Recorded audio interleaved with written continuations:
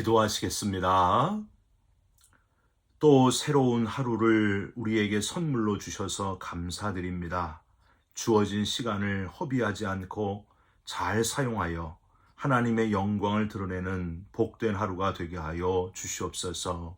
누구를 만나든지 어디 있든지 그리스도인의 향기를 드러내게 하시고 염려하지 말고 오직 모든 일에 기도와 간구로 우리의 구할 것을 감사함으로 하나님께 아뢰고 응답받는 우리 모두가 되게 하여 주옵소서. 우리 기도 들어주시는 예수 그리스도의 이름으로 기도 올리옵나이다. 아멘.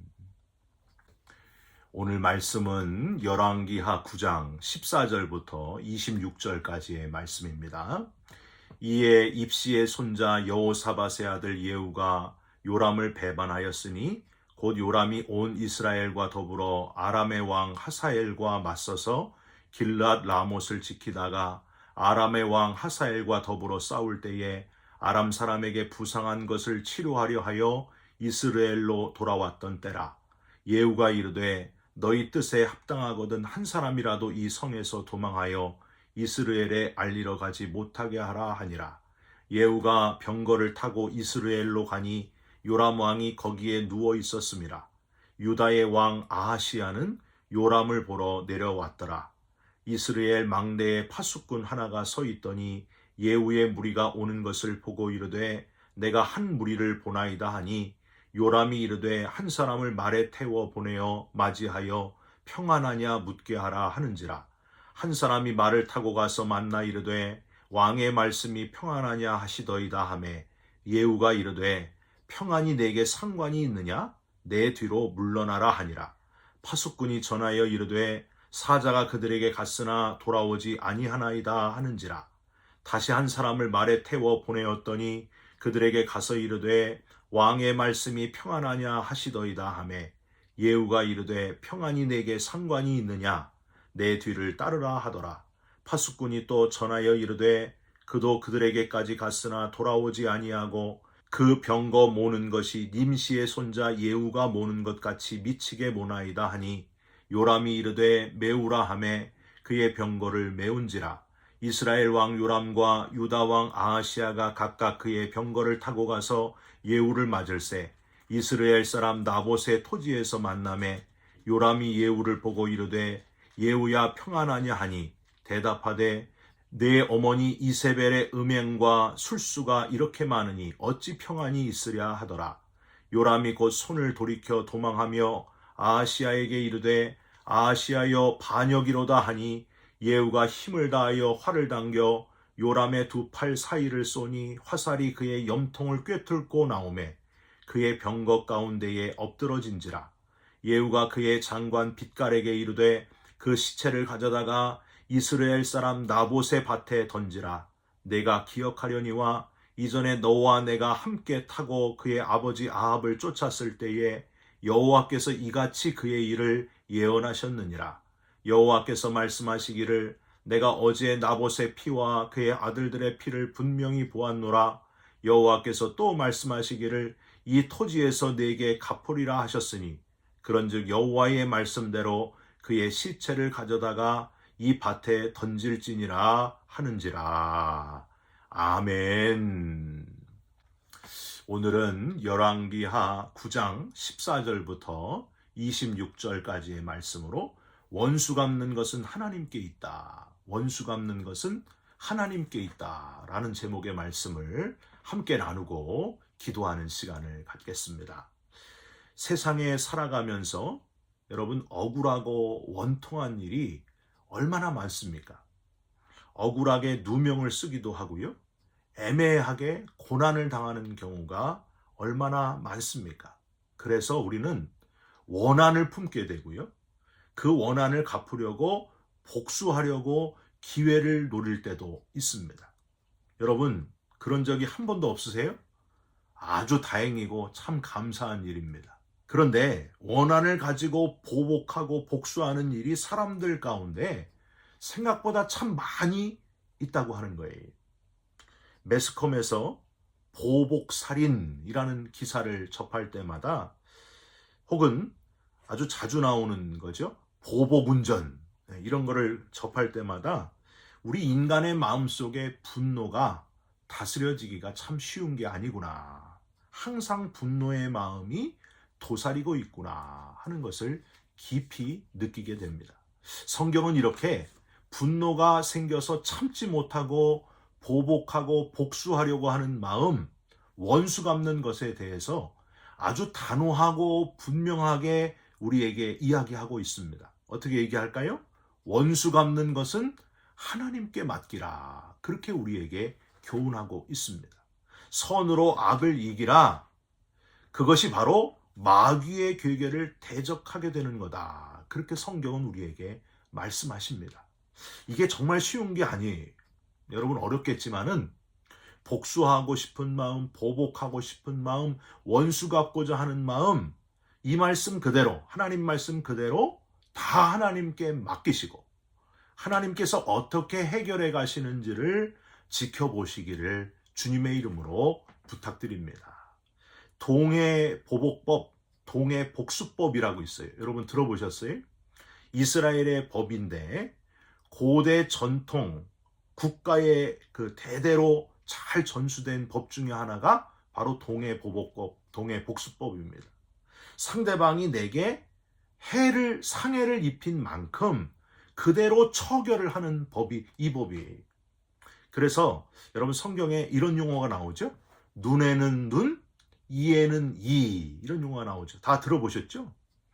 그런데 이 눈에는 눈, 이에는 이 동해보복법의 원래 취지를 찾아보면요, 우리가 예상하는 것하고는 조금 많이 다릅니다. 억울한 사람 입장에서 내가 당한 만큼 갚아주고자 하는 법이 아니라고 하는 거예요.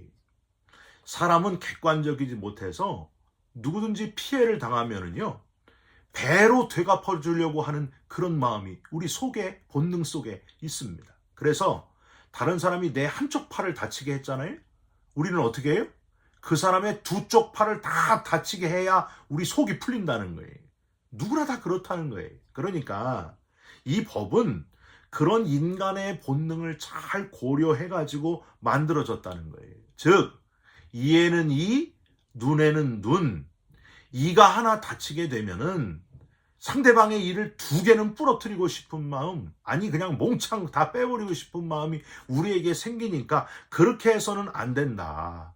이에는 이, 다른 사람이 내 일을 하나 상하게 했으면 내가 그 사람의 일을 하나 상하게 할 정도까지만, 그까지만 우리 해야 된다. 그래서 만든 법이 눈에는 눈, 이에는 이 동해보복법이라고 하는 거예요. 그 이상의 보복을 하지 말아라. 그런 법입니다. 한계를 정해놓은 거예요. 더 이상의 큰 보복으로 발전되지 않도록 적정선을 전해주기 위해서 만들어진 동해복수법, 동해보복법. 여러분, 저와 여러분이 다 똑같아요. 인간의 그 보복하고 싶은 본능을 따라서 가지 않고 말씀을 기준으로 삼고 나아가서 그 기준을 더 뛰어넘어서 용서를 넘어서 사랑까지 할 수 있는 그런 최고의 지점까지 이르게 되는 사랑의 사람 되시기를 주님의 이름으로 부탁드립니다. 저도 이렇게 얘기하지만 쉽지 않아요. 그런데 그 사람을 용서하고 또 넘어서 완전히 사랑하기까지만 할 수 있다면 얼마나 좋겠습니까? 죄 없이 돌에 맞아 죽은 아벨은요, 하나님이 땅의 저주로 가인에게 갚아주셨고요. 친형들에게 배신을 당한 억울한 사람 요셉은 애굽의 둘째 치리자, 애굽의 국무총리로 하나님이 세워주셨어요. 배다른 동생들에게 외면당한 입다는 전쟁에서 이기게 하시고 입다가 가는 곳마다 큰 승리를 거두게 하셨습니다. 하나님이 다 갚으셨다는 거예요. 나보다 나를 더 잘 아시는 하나님께서 행한 대로 분명히 갚으신다 하는 사실을 기억하시면서 어렵지만은 나를 힘들게 했던 사람들, 나를 모질게 했던 사람들을 긍휼히 여기시고 오히려 축복해 줄 수 있는 지경까지 가시기를, 축복해 주시기를 주님의 이름으로 부탁드립니다. 그 축복이 저와 여러분에게 돌아오게 될 줄 믿습니다. 여러분, 오늘 본문에는요, 그 이름이 참 오래간만에 등장을 하는데, 여러분 구약 성경에서 가장 억울한 사람, 이 사람만큼 억울한 사람이 또 있었을까요? 26절에 나오는 나봇이라고 하는 사람입니다. 여러분, 이 사람이 누구였을까요? 이스라엘 성 앞에 큰 포도원 주인이었습니다.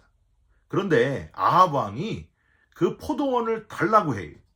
그러니까 이건 우리 조상 때부터 내려온 것이라 아무리 왕이라도 드릴 수가 없습니다. 이렇게 했더니 그 아합 왕의 아내 이세벨 왕비가 거짓 증인을 세워가지고 그 자리에서 돌로 쳐 죽입니다. 억울하게 죽임당한 사람, 그 사람이 바로 나봇이에요. 하나님은 참 공평한 분이셔서 이 억울함을 기억해 주시고 드디어 오늘 예후의 손을 통해서 이 나봇의 억울함을 다 풀어주시고 계시는 것을 우리는 볼 수 있습니다. 14절에 요람이라고 하는 왕은 여호람이라고도 불리는데 아합과 이세벨 사이에서 태어난 둘째 아들이었습니다. 14절 후반부에 보시면 지금 아람 왕 하사엘과 맞서 싸우며 길르앗 라못을 지키다가 15절 부상을 당해가지고 치료를 하려고 이스르엘에 가서 요양차 머물고 있었습니다. 바로 이때 어제 본문에 보시면 기름 부음 받은 왕이 될 사람 누구예요? 예후. 기억하시죠? 엘리사의 제자, 선지자의 제자 중 한 사람이 어제 예후에게 가서 기름을 부어서 왕이 될 것을 예언하잖아요. 예후가 거룩한 왕으로서의 부르심을 받아서 이제 혁명을 일으키고 요람 왕을 치러 오고 있는 그런 상황입니다. 이 사실을 까맣게 모른 채 요람 왕은 17절 이제 파수꾼이 보고 한 사람을 말에 태워서 보내면서 내가 평안하냐 이렇게 물어보라고 합니다. 그랬더니 18절에 예후가 자기에게 보낸 한 사람에게 이렇게 대답을 해요. 내 뒤로 물러나라. 네가 무슨 상관이냐. 그를 포로로 잡고 비밀리에 혁명을 일으키게 됩니다. 먼저 보낸 사람이 함흥차사예요. 안 와요. 그러니까 19절 다시 또 한 사람을 보내는 요람 왕의 모습을 보게 됩니다. 이 사람 역시 똑같이 내게 무슨 상관이 있느냐. 내 뒤로 물러서라. 나를 따르라 하고 명을 합니다. 우리는 여기서 첫 번째 교훈을 얻을 수가 있습니다. 첫 번째, 하나님의 일은 조용히 해야 된다는 거예요. 묵묵히. 예후는 흥분을 하고 이성을 잃지 않았습니다. 하나님이 자신을 왕으로 세워주신다고 기름을 부어 명령하셨으니 묵묵히 하나님의 뜻에 따라 지금 순종하면서 행동을 하는 거예요. 저 같았으면 막 좋아가지고 흥분해가지고 막 만방에 선포하고 그랬을 텐데 예후는 그러지 않았어요. 흥분하지 않고 조용하게 묵묵하게 하나님이 맡긴 사명을 감당을 합니다. 여러분, 어제 이 예후에게 기름을 부으러 왔던 선지자의 제자 중 한 사람도 어떻게 했어요? 흥분하지 않고 예후를 따로 불러서 기름을 붓고 부은 다음에 엘리사가 명했잖아요. 문을 열고 도망하되 지체하지 않았습니다. 마찬가지예요. 사람이 주목되지 않는 게 중요합니다. 하나님의 일을 행함에 있어서 사람이 부각되지 말아야 된다는 거예요. 조용히 묵묵히 일해야 된다는 거예요. 하나님의 일은 조용히 묵묵히 순종해야 된다. 여러분, 이거를 꼭 기억하시기 바랍니다. 많은 사람들이 하나님의 일을 열심히 잘한다고 하는데 묵묵히 조용히 하지 않다가 은혜가 안 되는 때가 얼마나 많은지 몰라요. 조용히 묵묵히 하는 거예요. 가나안을 정복할 때 첫 번째 만난 여리고성, 하나님이 뭐라고 명하셨습니까? 하루에 한 바퀴씩 조용히 모든 백성들이 돌아라. 6일 동안 그렇게 돌아라. 그렇게 명하셨습니다. 아무 말도 없이 하나님의 말씀대로 하나님께서 역사하심을 기대하고 기도하면서 여리고성을 하루에 한 바퀴씩 모든 백성이 돌았다고 하는 거예요. 사랑하는 성도 여러분, 우리가 하나님의 일을 한다고 할 때 이걸 꼭 기억해야 됩니다. 묵묵히, 조용히, 잠잠히 그저 하나님만 바라라. 하나님만 빛나시도록 나는 하나님의 은혜로 구원받았으면 거기에 만족하는 거예요. 그리고 말없이 순종하는 거예요. 마치 제물이 된 어린 양처럼 아무 말 없이 순종하면서 주의 일을 조용히 감당하는 것, 저와 여러분 모두 다 조용히 묵묵히 일하는, 그러므로 하나님만 빛나시게 하는 그리스도인들 참 그리스도인들이 되시기를 주님의 이름으로 부탁드립니다. 여러분, 교회에서 위험한 사람들이 누구예요? 마이크 잡는 분들. 예, 그런 분들이 제일 위험한 거예요. 무슨 부장님, 위원장님, 무슨 회장님들은 항상 조심해야 돼요. 가장 조심해야 될 사람이 있어요. 누구예요? 목사님이 제일 조심해야 돼요. 아멘을 크게 하시네요. 예, 이 마이크를 잡는 사람들은 진짜 조심해야 돼요. 자기 때문에 하나님의 영광이 가리우지 않도록, 사람이 주인 되지 않도록 하나님만이 주인 되시는 교회가 되어야 된다고 하는 겁니다. 또 하나 얻을 교훈은 심은 대로 거두게 하시는 하나님이심을 기억하시기 바랍니다. 심은 대로 거두게 하시는 하나님. 예후의 이 반역을 알아차린 요람왕은 이제 도망을 가는데, 이 도망가는 요람왕을 향하여 활을 쏩니다. 예후가 활을 탁 해서 쏘는데 활이 어디 맞았을까요? 24절을 한번 보세요. 예후가 힘을 다하여 활을 당겨 요람의 두 팔 사이를 쏘니 화살이 그의 염통을 꿰뚫고 나오매 그가 병거 가운데에 엎드러진지라. 여러분, 성경에서 화살이 염통을 꿰뚫고 나와서 죽게 된 사람이 또 있을까요? 이 사람밖에 없어요. 25절에 보면 예후가 그의 장관 빗갈에게 이렇게 명을 합니다. 그 시체를 가져다가, 요람 왕의 시체를 가져다가 이스라엘 사람 나봇의 밭에 던지라고 명을 합니다. 억울하게 죽은 나봇의 밭에 던져서 하나님의 뜻을 대신 이루는 예후의 모습을 우린 여기서 발견할 수 있습니다. 아합도 화살에 맞아서 죽었고요. 이세벨도 어떻게 해요? 성에서 떨어져 동네 개들이 다 몰려와가지고 이세벨의 시신을 뜯어먹었습니다. 포도원 주인 나봇의 그 억울함을 기억하시고 아주 통쾌하게 심은 대로 거두게 하시는, 대신 원수를 갚으시는 하나님의 모습을 우리는 여기서 발견할 수 있습니다. 사랑하는 성도 여러분, 당장은 내가 억울하고 내가 다 당하고 이 모든 아픔을 겪어도 이 모든 것들을 기억하시고 일거수일투족을 다 보고 계시는 분이 바로 하나님이심을 잊지 마시기를 바랍니다. 예후는요, 25절과 마지막 26절에 이 일이 여호와께로 말미암았음을 아주 정확하게 선포하고 있습니다. 25절 끝에 여호와께서 이같이 그의 일을 예언하셨느니라. 26절에도 여호와께서 말씀하시기를 내가 어제 나봇의 피와 그의 아들들의 피를 분명히 보았노라. 여호와께서 또 말씀하시기를, 그 뒤에도 또 여호와의 말씀대로. 이 엄청난 일을 행하시는 분은 자기가 아니라 하나님이시라는 거예요. 하나님의 명대로 여호와의 말씀대로 순종하는, 심은 대로 거두게 하시는 하나님을 정확히 선포하는 예후의 모습을 우리는 여기서 발견할 수 있습니다. 사람은 혹 보지 못한다고 해도 우리의 일거수일투족을 하나님이 다 보고 계셔서 행한 대로 심은 대로 갚으시는 하나님. 여러분, 그 하나님께서 저와 여러분을, 자격이 안 되는 저와 여러분을 너무너무 사랑하셔서 독생자의 피를 흘려 구원해 주셨다고 하는 사실이 그저 놀라울 뿐입니다. 그저 감사할 뿐입니다. 여러분, 구원받은 감격을 가지고 심은 대로 거두게 하시는 하나님, 마지막 심판 때에서 심은 대로 거두게 하실 하나님을 기대하고 준비하면서 살아가는 지혜로운 인생을 사시기를 주님의 이름으로 축원드립니다. 기도하겠습니다. 하나님, 우리의 모든 억울함, 누명 쓴 일, 우리의 고난과 고통까지도 다 보고 계시고 함께 아파하시는 하나님이신 줄 믿습니다. 원수 갚는 것이 하나님께 있다는 것을 기억하고 맡기고 기도하는 우리들이 되게 하여 주시옵소서. 하나님께서 심은 대로 거두게 하시는 하나님께서 다 갚아주실 줄 믿습니다. 하나님만 두려워하면서 구원받은 것에 감사하면서 살아가는 우리 모두가 되게 하여 주시옵소서. 예수 그리스도의 이름으로 기도 올리옵나이다. 아멘. 하늘에 계신 우리 아버지여, 이름이 거룩히 여김을 받으시오며 나라가 임하시오며 뜻이 하늘에서 이룬 것 같이 땅에서도 이루어지이다.